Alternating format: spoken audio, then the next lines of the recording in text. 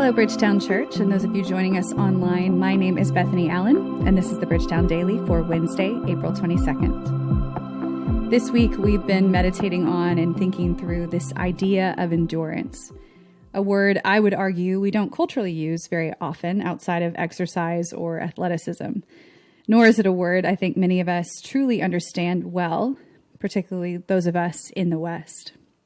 In light of our current moment, and honestly, I think in my desperate attempt at gaining understanding or some kind of context for it, I've been going back to times in history where similar realities of our moment were at play. Times when people saw and survived catastrophic loss, economic devastation, or emotional desperation. This week, specifically, I've been reflecting on the historic tragedy of the Holocaust and of World War I and II.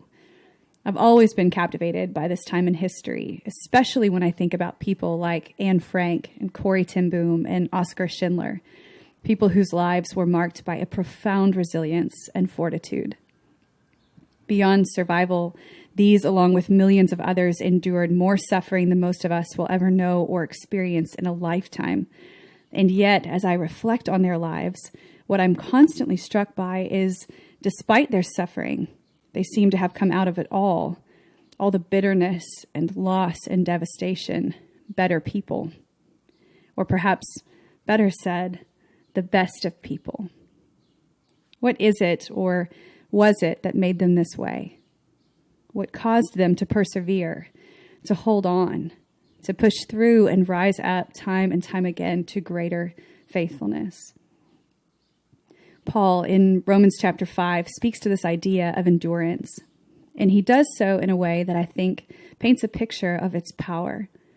In verse 1, he writes, "Therefore, since we have been justified through faith, we have peace with God through our Lord Jesus Christ, through whom we have gained access by faith into this grace in which we now stand.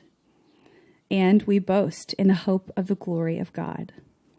Verse 3, "Not only so, but we also glory in our sufferings, because we know that suffering produces endurance, endurance character, and character hope."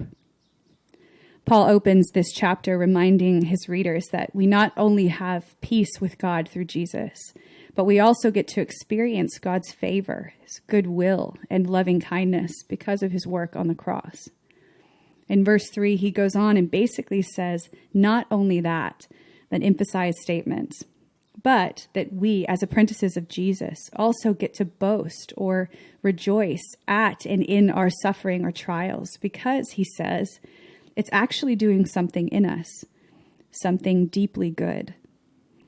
Paul says that our trials and suffering produce endurance, or another way to read that is perseverance. In the Greek, it's this idea or picture of trusting God for longer and longer stretches of time through greater degrees of difficulty. It's not swerving or giving up despite our circumstances. It is, at least in this context, the trumpeting idea of our fidelity to faith in Jesus at all costs. Finally, Paul says that when this happens, when we suffer or experience hardship, that this suffering marked by godly endurance will produce character, a word that in Greek means something that has passed the test or has come out approved, meaning that our encounter with suffering and trials is actually an opportunity to trust God, not in a religious checklist kind of way, but in a deepening, purifying, holistic kind of way that reveals a proven faith. As we endure, we experience what it means to lean on God's faithfulness, to see where and what we place our faith in, and on the other side, to see and believe in deeper ways what has led and sustained us thus far. Romans chapter 5 reminds us that our trials and suffering matter, but also that how we respond to these trials and suffering matters. In this moment, it's undeniable that we will and have experienced hardship and suffering, that many are walking even now through trials, and that many more will. But as apprentices of Jesus, we are not without hope.